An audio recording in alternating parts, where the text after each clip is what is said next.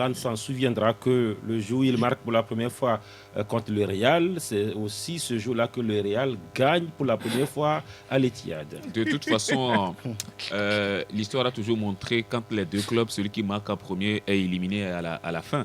Donc si tu as marqué en premier... Il ne fallait pas marquer. Donc le Real le savait. Hein? Regardez un peu les 10 premières minutes de ce match où le Real a tout tenté, mais malheureusement, ils n'ont pas pu marquer. Je pense quand même que c'est revenu un peu dans leur tête. Ils se sont dit, si on marque en premier. Attention. Non, mais au-delà de ça, je pense quand même que, oui, Franck le disait, deux équipes malades qui se sont rencontrées et l'équipe qui va un peu mieux. Le Real. Le Real a logiquement remporté ce match. Je pense qui a été mieux sur cette rencontre? Pardon?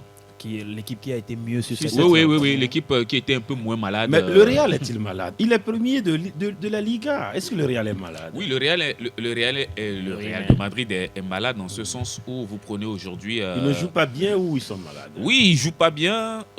Souvent, vous vous attendez peut-être à des réactions de la part de ces joueurs, mais vous ne voyez rien.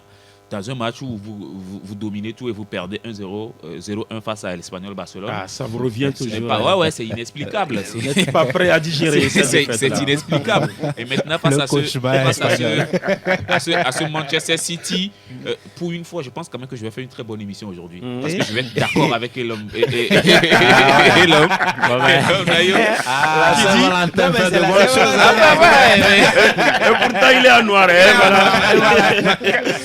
Franchement, je suis d'accord avec lui sur toutes les lignes quand vous prenez cette équipe du Real Madrid qui, à un moment, a été un peu observatrice. Regardez Manchester City évoluer, développer son jeu jusqu'à déjà même l'entrée de Phil Foden qui pratiquement a tout changé sur sa ligne. Franchement, je me dis, le Real était passé encore au bout c'est passé au bout du fil, quoi. Ça pouvait toutefois tourner à l'avantage de Manchester City, mais quand on connaît un peu la mentalité de ces joueurs-là, on se dit quand même que oui, rien ne peut leur arriver en Ligue des Champions. Mais attention, au match de retour à Santiago Bernabéu, City n'a pas encore dit son dernier mot et ça peut encore peut-être nous donner un très bon scénario.